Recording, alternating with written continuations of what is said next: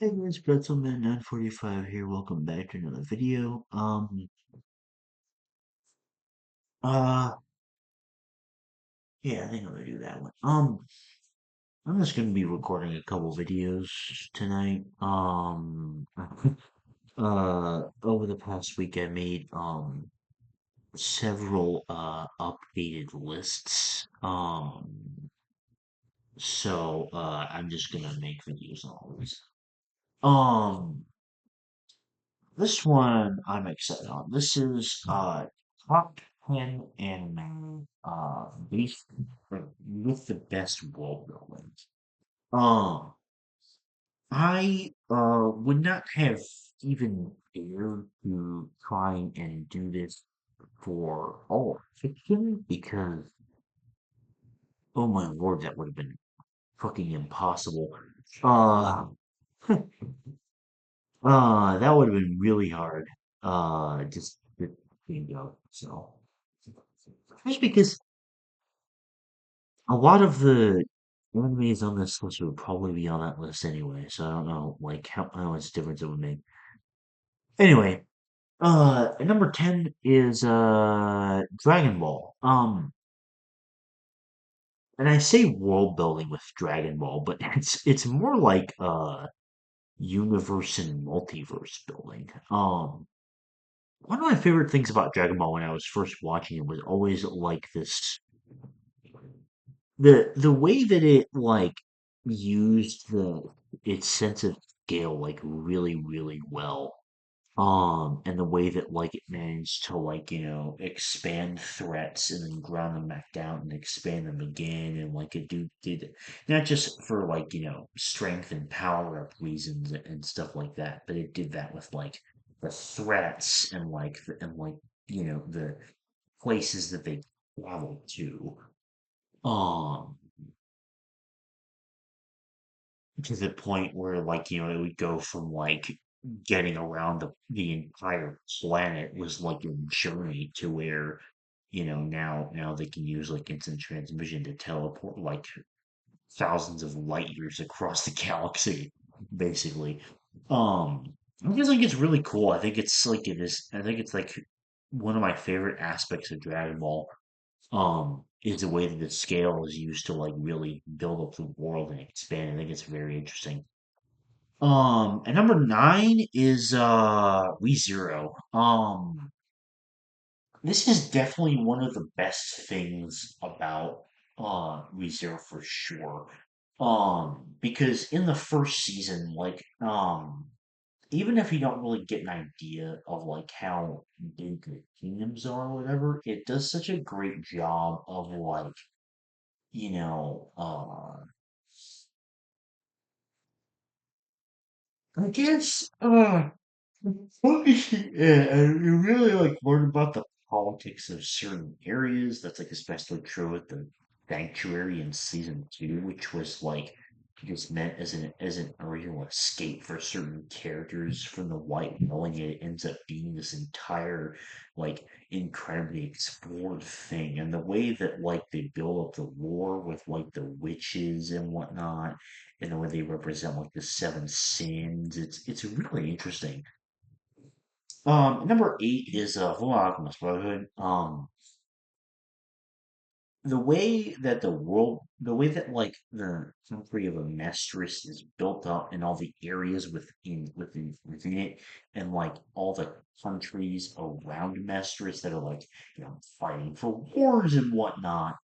And like learning details about those other countries, and then also like the way that the world is expanding as the plot, like the way that the plot progression and the world building progression are just like tied together just in one. It makes it really interesting.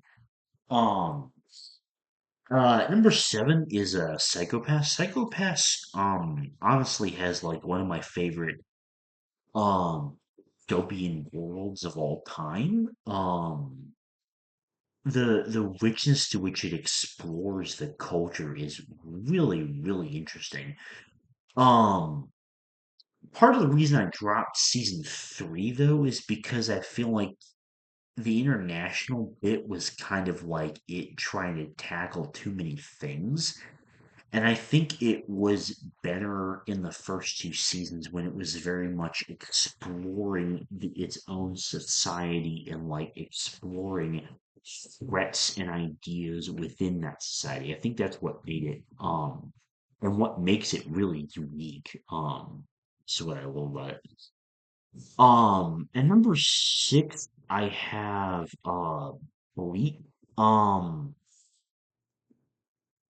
uh And I really, really love Bleak because I think the way that they kind of like make the differences, like, the way that Kuro kind of made the differences between, the Soul Society to the Arin cars to the Espada um to the Quincy and kind of I guess all the different races of Bleach's universe and like the Soul Society and whatnot and like the livelihood and the way that souls work. I always thought that was really interesting and that was something I was really captivated with by early Bleach. Um and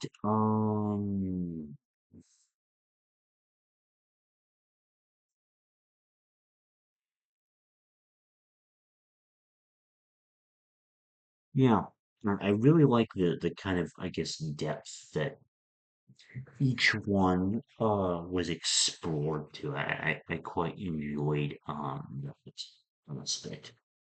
Um, Number five is Attack on Titan. Attack on Titan has incredible world building in multiple different aspects. The first way in which we see this is um uh like how the walls are built up as like this crazy entity. I'm learning a lot about like the structure of the government and like a bunch of the lore and history about the walls and the government and the way that that society forms.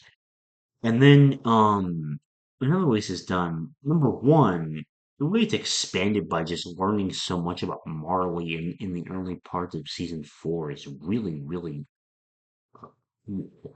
And it's so drastically different and it still remains interesting. Before it eventually connects back all together. Um, hmm, hmm, hmm. I'm tired. This might be the only video I actually record tonight. I guess we'll see. Um, yeah, I think it might be the only video I record tonight. Um, Anyway, and I really enjoyed also like the way that the world expanded after that to kind of seeing the different countries and seeing the way that the world interacts with parody. I thought that was very, very interesting. Um, and it's just one of the many, many, many, many, many, many, many, many things that makes Attack on Titan like my favorite work of fiction of all time. And number four is Freerun. Um, and like AOT, there's multiple aspects to why I love the world building of Freerun. The first one being that like it feels so lived in. Like it's not nearly as, I guess, concrete or explored as something like Dragon Ball is. But at the same time, I think that works really well because and they kind of connect together the two aspects I'm talking about because the second aspect is like the way the world expands through Freegreen's eyes as she is taking her journey. I just think that like watching her journey go on, and the way that like new things about the land are revealed, I guess, and the way that those have their own stories, it just makes it it feels like there's been so much time passed, and that was one of my favorite things about watching Freedom, which I mentioned this in my review, but it just made the world that much more fascinating to me. Um, Number three is Mushishi, and I feel like I didn't do a good enough job talking about like why I love this aspect of Mushishi so much in like my anime tier list. And this is really one I should have made a separate review on. But I think like what's incredible about Mushishi is not just the way that it tackles, I guess, like a different concept of Mushi in every episode, how that's tied to the like 100% episodic plot structure, or even how like the concept of Mushishi is so unique and ambiguous that it allows for the show to explore any concept that they want, essentially. Um, I think my favorite part of Mushishi is absolutely the depth through which they explore every single like different type of Mushi and concept and theme.